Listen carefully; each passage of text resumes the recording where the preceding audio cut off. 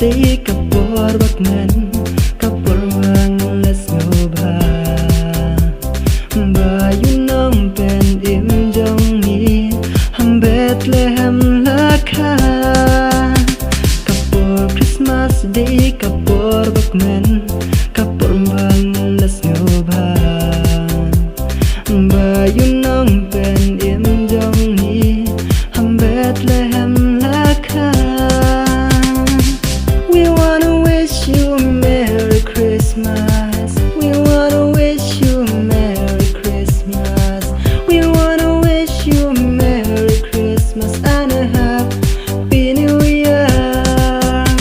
Kapor Christmas day kambakor tam perthain barokarakhe mendang buram yu kelun Yesu lawan cakap perthain.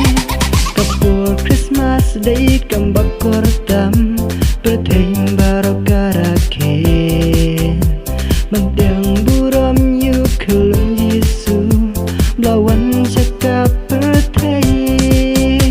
Ngaker palen syiemlieh ablay todon lemdon rengkan hasngi kambak kerpang balang kayo rakhe to ai kasih bakmen bangin rakhe lan nun yasngi jungwan long riu